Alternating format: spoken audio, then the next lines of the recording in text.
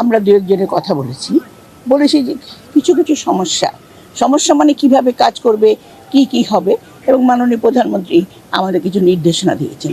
যেহেতু মহিলাদের কোনো এলাকা নাই, যারা সংসদ মানে সংরক্ষিত আসন তাদের কোনো এলাকা নাই, সংরক্ষিত আসনের সংসদ সদস্যরা বিশেষ করে মহিলা আসন এরা আজকে আমাদের প্রাইম মিনিস্টারের সৌজন্যে সাক্ষাৎ করেছেন এবং ধন্যবাদ দেওয়ার জন্য আমরা মূলত এই প্রোগ্রামটা। সেখানে মাননীয় প্রধানমন্ত্রীকে আমরা দু একজনের কথা বলেছি যে কিছু কিছু সমস্যা মানে কিভাবে কাজ করবে, কি হবে, এবং মাননীয় প্রধানমন্ত্রী আমাদের কিছু নির্দেশনা দিয়েছেন। সেই নির্দেশনা অনুযায়ী আমরা আগামীতে কাজ করব।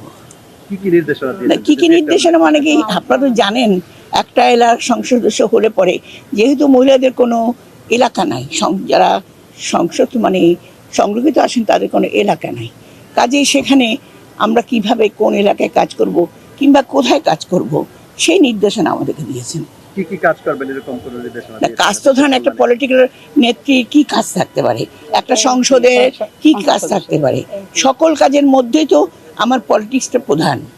সেটাকে সামনে রেখে এবং যাতে সমগ্র জাতি দল ঐক্যবদ্ধ থাকে সেটার জন্য অবশ্যই আমাদের চেষ্টা করতে হবে। নারীদের ক্ষমতায়নের বিষয়ে কিছু বলেন? নারীদের ক্ষমতায়ন তো করছেন এবং আমরা সেইখানে সহযোগিতা করব, এবং উনি প্রচণ্ড নারী ক্ষমতায়ন যেভাবে উনি এগিয়ে যাচ্ছেন তার পাশে যদি আমরা সংসদ সদস্যরা যদি সহযোগিতা করতে পারি সেটাই হবে আমাদের সবচেয়ে বড় কাজ।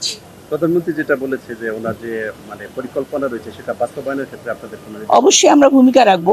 সেটার কারণে তো আমাদের উনি নির্দেশনা দিয়েছেন এবং আমরাও চাচ্ছি আমরা যেন এই সংসদে বিশেষ করে বর্তমান সরকার যে পরিকল্পনা যে দৃষ্টিভঙ্গি যা নিয়ে তিনি এগোচ্ছেন, যেভাবে মানে বাংলাদেশকে নতুনভাবে গড়ে তোলার জন্য এখানকার মানুষকে বৈষম্য বিরোধী বিভিন্ন যে ইয়েগুলো হয় মানুষরা যে ভোগ করেন তাদের বিরুদ্ধে উনি যে কাজ করছেন সেইখানে আমরা যেন তার সঙ্গে অন্তত কিছুটা সহযোগী হলেও আমরা কাজ করি, এটাই তো আমাদের কথা।